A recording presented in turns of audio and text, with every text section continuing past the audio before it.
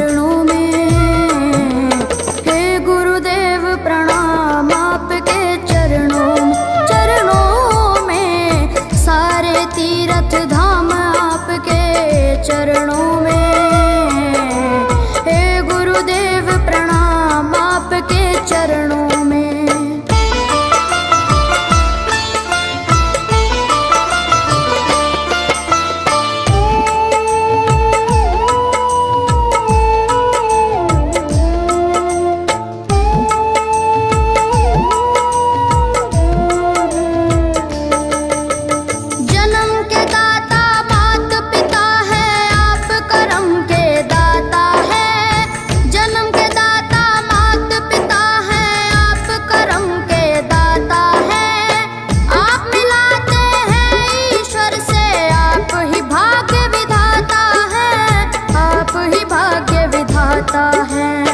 दुखिया मन को रोगी तन को, दुखिया मन को रोगी तन को मिलता है आराम आपके चरणों में। हे गुरुदेव प्रणाम आपके चरणों में। चरणों में सारे तीर्थ धाम आपके चरणों में।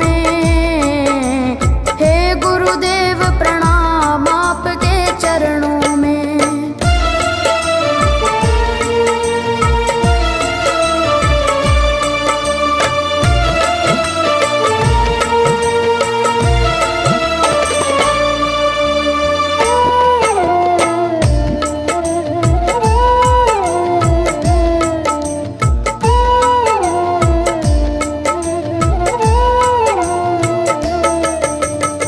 निर्बल को बलवान बना दो, मूर्ख को गुणवान प्रभु। निर्बल को बलवान बना दो, मूर्ख को गुणवान प्रभु। देव कमल और बंसी को भी ज्ञान का दो वरदान प्रभु, ज्ञान का दो वरदान प्रभु। हे महादानी हे महाज्ञानी, हे महादानी हे महाज्ञानी, रहूं मैं सुबह हो शाम आपके चरणों में। हे गुरुदेव प्रणाम आपके चरणों में। चरणों में सारे तीर्थ धाम आपके चरणों में।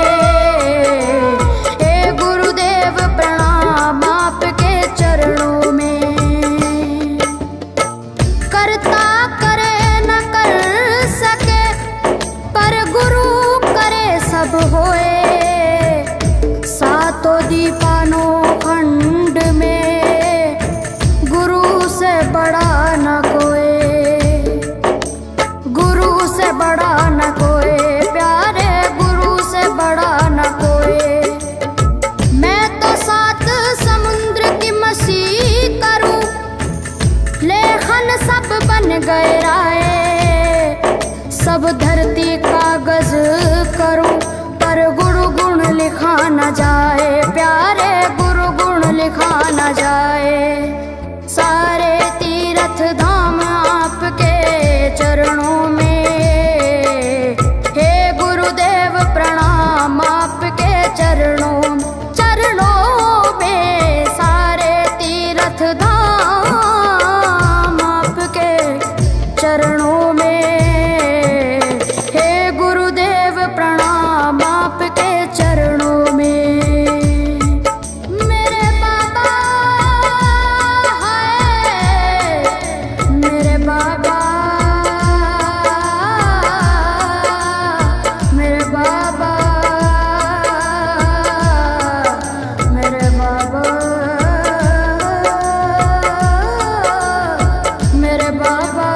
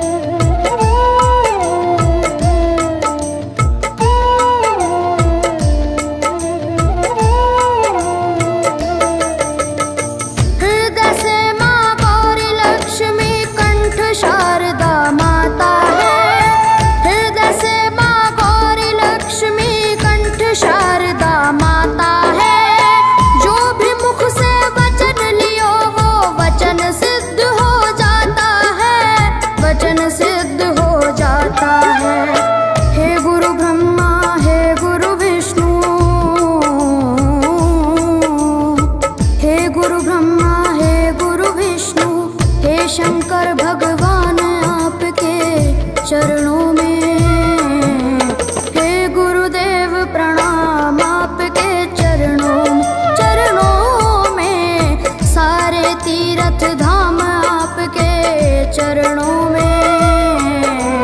हे गुरुदेव प्रणाम आपके चरणों में।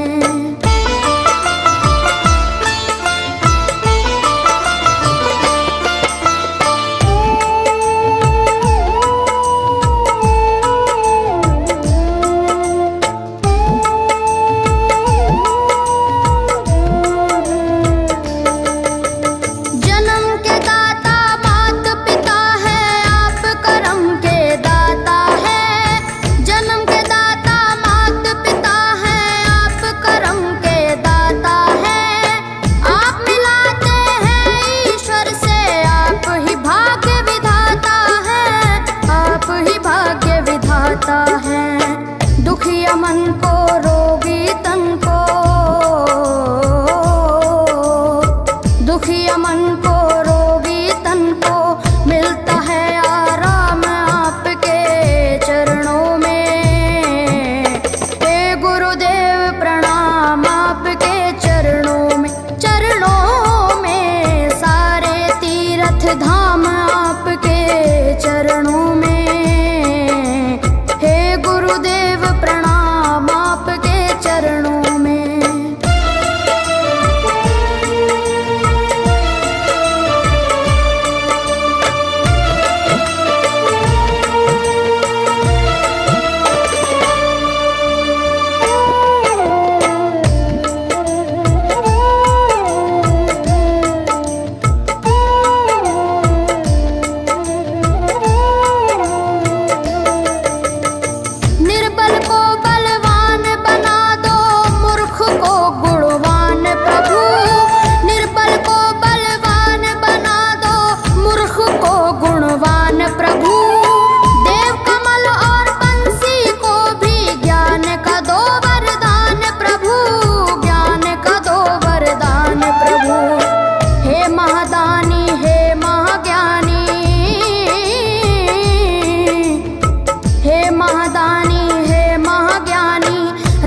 सुबह हो शाम आपके चरणों में।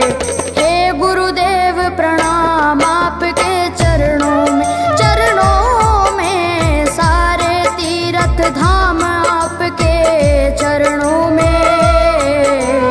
हे गुरुदेव प्रणाम आपके चरणों में। करता करे न कर सके पर गुरु सब होए। सातों दीपानों खंड में गुरु से बड़ा न कोई। गुरु से बड़ा न कोई प्यारे, गुरु से बड़ा न कोई। मैं तो सात समुद्र की मछली करूं, लेखन सब बन गए राय। सब धरती कागज करूं पर गुरु गुण लिखा न जाए।